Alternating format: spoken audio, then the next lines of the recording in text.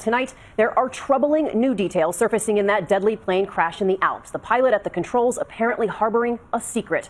Here he is. Reports tonight say the 27-year-old sought treatment for vision problems and was taking antidepressants, and that he hid it from his airline. Investigators searching for answers. There they are, carrying evidence from his parents' home. Among the clues, 2 torn-up doctor's notes found in the trash, declaring the pilot unfit to work. One of those notes for the very day of the crash. And now, victims' relatives laying flowers near the crash site. One father calling on airlines to do a better job of taking care of pilots. But we begin our coverage tonight in that pilot's German hometown, and ABC's Alex Marquardt leads us off tonight. Alex. Good evening, Cecilia. Lots of questions about the exact nature of Andreas Lubitz's illness. His airline telling ABC News that his last medical checkup was last year. And now we're learning that the FBI has questioned Lufthansa trainers who worked with Lubitz during his time in the U.S. As investigators dig through Lubitz's apartment looking for clues, they've reportedly found large amounts of medication for a psychosomatic illness and evidence he was severely depressed, according to the German newspaper Die Welt. This after German prosecutors said doctor's notes calling Lubitz unfit for work were found torn up in his trash. The deceased hid his illness from his employer and colleagues, he says.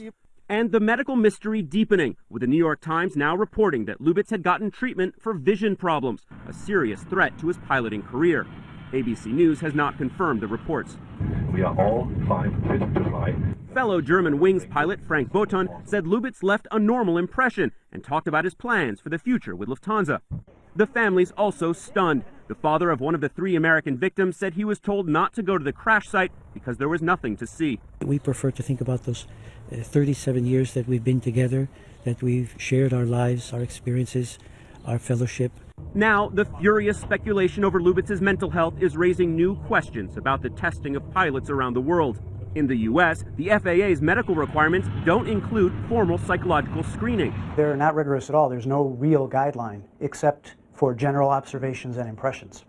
Lufthansa says they rigorously test their new recruits psychologically, but whether it's here in Germany or in the U.S., once a commercial pilot is flying, the responsibility falls on them to report a mental illness, something many people don't want to do. Cecilia? ABC's Alex Marquardt reporting in tonight. Thank you. And I want to bring in now ABC News aviation consultant John Nance. John, as Alex just said, there is no incentive for pilots to self-report an illness. So how can an airline assure the public that someone like this isn't at the controls? Well, Cecilia, because of exactly what Alex said, I don't think a psychological screening method is going to be the best. I really do think that the best methodology, at least intermediately, is by making sure that there are never fewer than 2 pilots or 2 people in a cockpit that's locked in flight. A lot of people wondering now, though, whether doctors should be the ones who are required to report to airlines that pilots are mentally ill. It would not be an easy thing to do even in the United States, because we would have to actually change laws to make all doctors subject to this. We would have to train them what to look for and how to do it, and it wouldn't be just our aeromedical examiners. It would have to be literally every physician. I'm not sure that that's the best method. I still think making sure that no fewer than 2 people in the cockpit is a rule is the best methodology. And many airlines making that change right now. John Nance, thank you.